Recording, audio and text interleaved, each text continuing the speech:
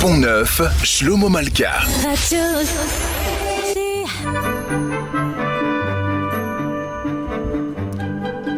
Pont-Neuf, le magazine hebdomadaire consacré à l'actualité du livre. Invité de Pont-Neuf, Bernard-Henri Lévy pour son livre Nuit blanche, paru aux éditions Grasset. Bernard-Henri Lévy, bonjour. Bonjour. Ravi de vous recevoir pour ce livre qui ne ressemble à aucun de vos écrits, sauf peut-être à Comédie, dont Benny Lévy, très présent dans Nuit blanche, disait que c'était son préféré. Et il disait que c'était son préféré parce que vous cherchiez à gommer tout ce qui relevait de l'artifice. Est-ce que vous confirmez cette parenté à vos yeux entre ces deux livres? Oui, clairement, bien sûr. Pour la raison que vous dites et que disait Benny Lévy, et même la forme du livre est la même. Hein. C'est un livre qui appartient au genre du monologue intérieur. L'histoire de ce livre, c'est pas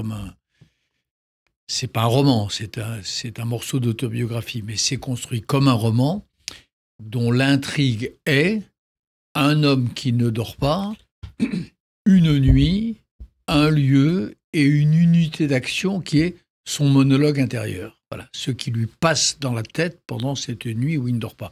Ça, c'est Nuit blanche. Comédie, il y a 30 ans, c'était le monologue intérieur d'un homme, alors pas qui ne dormait pas, mais un homme qui marchait dans Tanger. C'était ça, Comédie.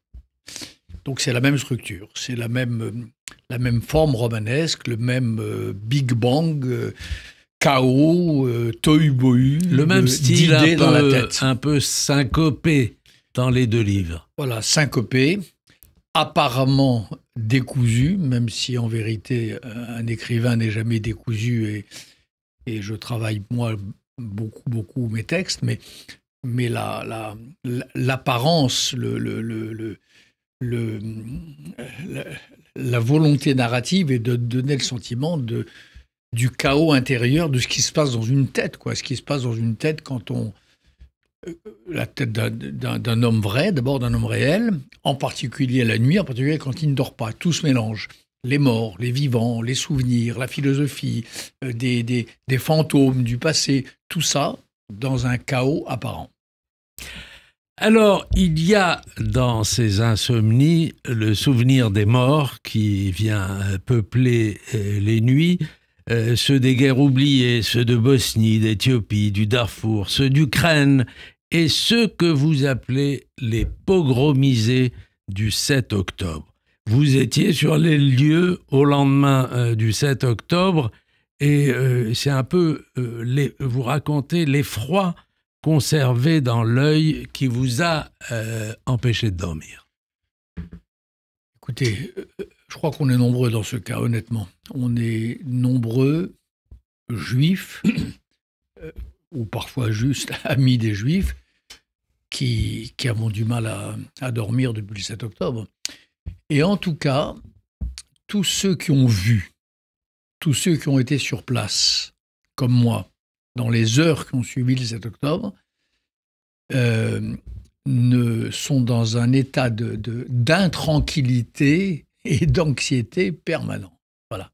Moi, ce que j'ai vu à Kfar Aza, ce que j'ai vu à Be'eri, quelques heures, quelques jours, 3 jours après le 7 octobre, ça me hante. Ça me hante le matin, ça me hante le soir, ça me hante à midi, et ça prend des proportions, évidemment, terribles la nuit. Voilà. Et je ne sais pas, peut-être jusqu'à la fin de ma vie. En tout cas, jusqu'au retour du dernier otage, je pense que je continuerai d'être hanté par ces images-là, par ce que j'ai vu et ce que je n'aurais pas dû voir, ce qu'un homme ne devrait pas voir. Un humain ne devrait pas voir ce que j'ai vu à Kfar Aza. Voilà, ça c'est incontestable. Un homme, les hommes ne devraient pas faire ça aux autres hommes et on ne devrait pas avoir cela. On reviendra tout à l'heure vers les otages, mais J'ai parlé de Benny Lévy qui est présent dans le livre, mais Lévinas est aussi présent. Alors, il y a deux occurrences de l'insomnie chez Lévinas. La première est associée à ce thème de l'Ilia, que vous n'aimez pas beaucoup. Moi, j'aime beaucoup ce concept de l'Ilia, comme un enfant qui s'efforce de dormir sans y arriver, alors que lui parviennent du salon les échos du bavardage des grandes personnes. Ça, c'est la première occurrence. Et la seconde est une exégèse qui évoque le personnage de Jacob, auquel Rachy prête l'intention de s'asseoir, de lâcher prise, de s'endormir, de baisser la garde, comme vous le faites dans ce livre, et aussitôt les ennuis commencent pour le patriarche. Les justes ne doivent pas fermer l'œil, ils doivent rester éveillés. Alors, laquelle des deux occurrences a votre préférence? La seconde, évidemment. La deuxième, parce qu'il y en a encore une troisième d'ailleurs, qui est Jonas. Jonas... qui vous est cher. Qui m'est cher.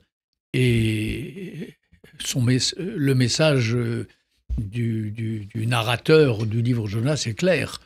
Le sommeil, c'est la paresse. Le sommeil, c'est la démission. Le sommeil dans le ventre de la baleine, dans le confort du ventre de la baleine. Et le sommeil avant, quand il descend dans la cale, le bateau, dans la cale du bateau, oui. Dans la cale du bateau, voilà, au milieu de la tempête. Voilà, donc pour moi, et d'ailleurs c'est vraiment, je pense, l'idée principale de Lévinas, que vous évoquez d'ailleurs dans votre propre livre. Je ne comptais pas évoquer ça, c'est moyennement délicat, mais je le fais quand même dans votre joli livre sur les... Merci beaucoup. Sur l'Aigneau. Vous évoquez ces textes de Lévinas où il dit qu'il y a un devoir d'insomnie, que l'éthique, ça veut dire le rapport à l'autre. Le rapport à l'autre, ça veut dire être l'ouverture à l'autre. L'ouverture à l'autre, ça veut dire l'état de veille.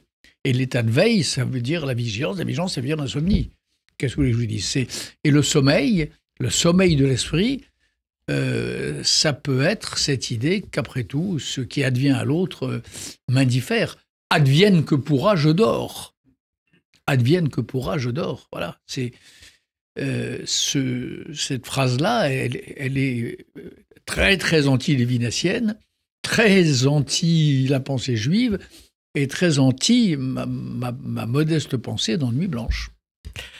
Il y a une rencontre bizarre dans le livre avec Netanyahou, où vous tentez à nouveau de le convaincre de se débarrasser des deux ministres d'extrême droite. Depuis, il y en a eu un qui est parti. Vous avez peut-être été entendu sur ce plan. Et au milieu de cette conversation, il y a un éloge du pacemaker, et Netanyahou proclame que le produit est si bon qu'il continue de battre même après la mort. Est-ce que vous vous êtes demandé ce qu'il a voulu vous dire, le Premier ministre israélien? Oui, bien sûr que je me suis demandé. D'abord, je rapporte la conversation dans son entièreté dans le livre. Hein. C'est une scène du livre. Et je la rapporte parce qu'elle est assez rocambolesque, elle est assez romanesque et rocambolesque. Et voilà, mais je crois qu'elle est pleine de sens, en effet. Et je laisse les lecteurs tirer la leçon qu'ils voudront de cela. Mais qu'est-ce que ça veut dire? Alors, pour moi, il y a deux interprétations. Il y a la première interprétation, c'est François Mitterrand. François Mitterrand disant « Pas mon cœur continuera à battre, mais mon esprit continuera d'être là dans ses derniers vœux télévisés, hein, même après ma mort. Je crois aux forces de l'esprit et je serai toujours avec vous. » Il y a ça. Il y a ce côté mitterrandien. Et puis c'est cette idée d'un cœur de pierre ou de plastique ou d'acier continuant à battre, qui est plus tout à fait un cœur de chair, enfin c'est un cœur. Et je pense qu'il a raison. Je pense que la technologie est telle que ça continuera. C'est vrai. Est-ce que ça n'est pas une image de la pétrification qui menace comme à tous les moments clés de son histoire, l'âme d'Israël et le cœur d'Israël. Il y a un risque de pétrification, qui est un risque mineur, hein, qui est un risque qui pour l'instant est conjuré, mais enfin, ce risque existe. Il y a un risque de pétrification de l'âme juive contre lequel nos prophètes et nos grands penseurs nous ont toujours mis en garde. Attention à ce que l'âme juive ne se pétrifie pas, à ce que le cœur juif ne se pétrifie pas. Et là, cette anecdote, cette scène Netanyahou, c'est un peu un cœur pétrifié, quoi. Donc voilà, alors, je ne dis pas que ça résume Netanyahou. Moi, je n'ai pas d'hostilité, j'ai des désaccords très profonds avec Netanyahou depuis toujours. Mais je le connais aussi depuis toujours, et je n'ai pas d'hostilité personnelle vis-à-vis de lui. Mais il y a des désaccords. Il y a une autre anecdote marrante. Vous êtes à Jérusalem avec Benny Lévy, et c'est une réunion de l'Institut Lévinassien, pardon, merci. Et on entend, il y a quelqu'un qui pose une question, on entend Benny Lévy qui dit, un peu, dites-vous, comme dans les westerns où Alan Ladd dit à son compagnon, je crois, Jack Palance, laissez-le voir, c'est personnel. Et on croit effectivement entendre Benny Lévy. L'anecdote est en effet la suivante. À Jérusalem, mais ailleurs aussi, à Paris, à Lyon, dans toutes les conférences que nous donnions ensemble avec Alain Finkielkraut, tous les trois, on a formé pendant quelques années un trio assez baroque et assez sympathique. Et à mon avis, pas inutile en tout cas, pour la vivification de l'âme juive, justement. Donc dans ces réunions-là, ces conférences que nous donnions, il y avait toujours le pro-palestinien de service au fond de la salle qui, au moment des questions-réponses, levait la main et qui disait, écoutez, c'est bien gentil, monsieur Benny Lévy, monsieur Alain Finkielkraut, monsieur Bernard Henry, enfin, et les Palestiniens dans tout ça. Et là, Benny Lévy, en effet, prenait un air là, fatigué, qui va répondre pour la énième fois, qui n'en peut plus de tant de sottises, et qui disait, écoutez, les Palestiniens, il disait ça au type qui venait de poser la question, mais les Palestiniens, mon cher ami, mais c'est moi qui les ai inventés. Et je raconte dans cette scène qu'en effet, en général, cette phrase, qui pouvait être considérée comme une phrase extrêmement désagréable tout de même, et odieuse, et en plus, il y aurait beaucoup à dire, les Palestiniens, personne ne les a inventés, bon, évidemment, mais le type prenait en général cette remarque bien, et il se rasseyait sagement. Et je n'ai jamais vu le pro-palestinien de service se révolter contre cette phrase d'une insolence folle de Benny Lévy. Et c'est intéressant, parce que ça voulait dire, en effet, ce que voulait dire Benny Lévy, c'est que, évidemment, le peuple palestinien a toujours existé, mais le nationalisme palestinien, l'idée que les Palestiniens sont une nation et ont des droits comme tels, des droits nationaux, ça, c'est vrai que c'est une idée récente. Et c'est vrai que c'est une idée, pourquoi il l'a inventée, elle a à voir avec l'histoire de l'extrême-gauche européenne. C'est l'extrême-gauche européenne qui, en faisant, à un moment donné de son histoire, quand Benny Lévy était un des chefs de cette extrême-gauche... Et il a fait sécession sur ce problème. Oui. Pas exactement. Donc, à l'époque où l'extrême-gauche pensait que les Palestiniens étaient le sel de la terre, absurdité, mais en fait c'est comme ça, ça a existé, ils ont contribué à inventer, à produire ce nationalisme palestinien. Là où Benny Lévy a fait sécession avec lui-même, à penser contre lui-même, c'est pas exactement ça. C'est après le massacre des athlètes israéliens de Munich, quand il a compris que ce nationalisme palestinien était pour l'heure, mais pour l'heure jusqu'à aujourd'hui, était porteur de penchants, et plus que de penchants, de passage à l'acte hautement criminel.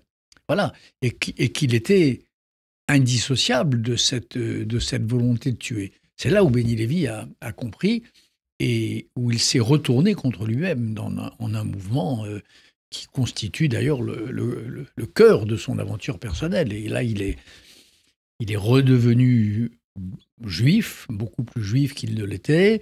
Il est parti étudier à Strasbourg, il est monté à Jérusalem, et ainsi a commencé la deuxième partie de sa vie. Alors, on va revenir pour finir aux otages, mais je voudrais vous dire ce que je trouve de plus fort dans le livre. C'est un livre sur l'insomnie, mais c'est une réflexion aussi sur l'écriture. Comment elle peut se lever dans les interstices du jour et de la nuit. Il y a de belles pages sur une formule, une musique, un contrepoint griffonné sur un morceau de papier avec le plaisir de reconstituer ces fulgurances dans un demi-sommeil. Sont de très belles pages du livre. Et le bonheur de retrouver ces choses griffonnées et la peur panique aussi de les perdre. Oui. Oui, parce qu'un écrivain, il fonctionne sur deux registres. Le labeur, enfin, il essaye de fonctionner sur le labeur et la fulgurance. Il y a des moments de foudre pour un écrivain, de foudre bonne ou mauvaise, peu importe, mais où une idée, un mot traverse son esprit et frappe vraiment comme la foudre, et là, il ne faut pas le rater. Il ne faut pas le rater, c'est-à-dire il faut le capturer, quoi, comme un oiseau qui passe. Et donc, à ce moment-là, vous vous levez. Vous ne dormez plus. À ce moment-là, non, c'est... À ce moment-là, si je suis... Parce que je dors un peu à coup de substance. Si je suis dans un demi-sommeil, non, ce que je raconte, c'est que je prends dans le noir un livre près de moi, sur ma table de nuit. Je me saisis d'un des feutres que j'ai laissé traîner autour de mon lit, parce que je suis entouré de livres, de feutres et de papier, et je gribouille le mouvement de foudre sur un bout de papier. Voilà, je l'écris, mais dans la nuit, avec des lettres presque enfantines, les lettres de la nuit, les lettres du sommeil, les lettres de la demi-conscience, les lettres du débile mental qu'on est dans ces états soporifiques. Voilà. Donc voilà. Et puis après, il y a le labeur, après il y a l'usinage de la langue, le dur métier d'écrire qui là suppose vraiment être à l'établi comme un menuisier, comme un bon artisan et travailler infiniment. C'est les deux. Alors je reviens parce que malheureusement on a tous dans la tête cette jeune femme de 20 ans qui, pendant 80 minutes, est entre les mains de ces gens cagoulés et qui pleure, alors qu'elle doit être libérée.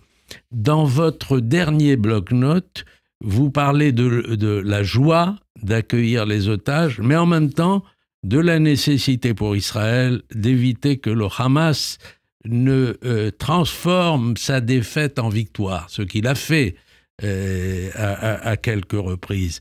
Le Hamas doit être détruit, dites-vous. Israël, qui ne l'a pas voulu, doit gagner cette guerre.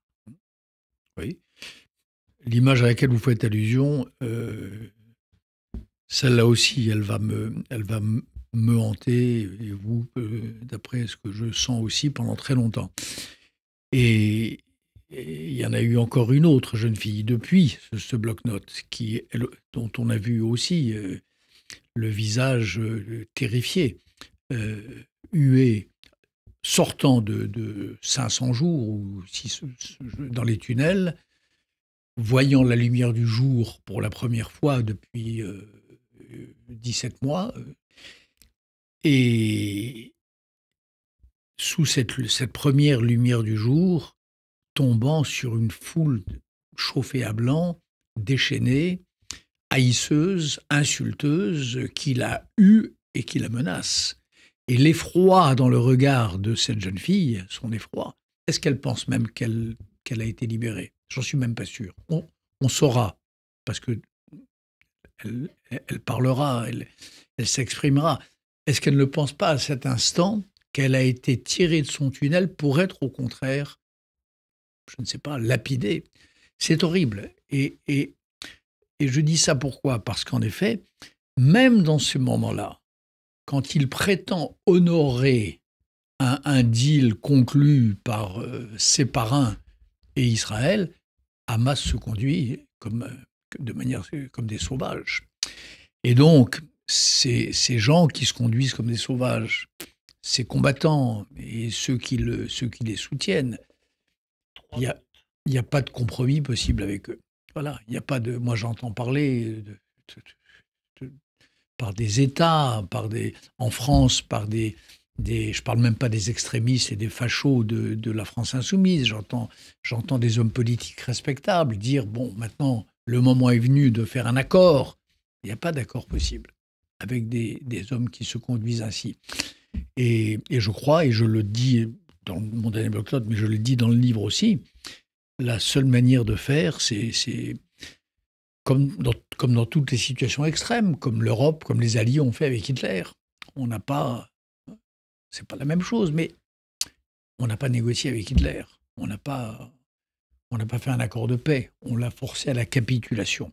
Et moi, je pense que la région n'ira vers un mieux, peut-être vers une paix, que le jour où le Hamas et toutes les forces qui lui ressemblent auront capitulé, auront déposé, pas seulement vaincu, auront déposé les armes, auront admis leur victoire. Parce que ce fameux argument que dès qu'on tue un militant du Hamas, il en repousse un autre, il est vrai, cet argument est vrai, tant qu'ils prétendent avoir gagné, tant qu'ils peuvent prétendre avoir le vent de l'histoire dans leur voile, tant qu'ils prétendent être vengés, être des héros, mettons. C'est la raison pour laquelle il ne faut à aucun prix leur donner ce rôle. Il faut les empêcher non seulement de crier victoire, mais même de sauver ne serait-ce qu'un bout de leur face. Le Hamas et l'Iran ne doivent pas sauver la face. Ils doivent être totalement vaincus, c'est-à-dire perdre la face. Merci Bernard-Henri Lévy. Continuez d'avoir des insomnies si c'est pour nous offrir de si beaux livres. Nuit blanche est paru chez Grasset. C'était notre émission Pont Neuf sur Radio J. Bon dimanche à tous.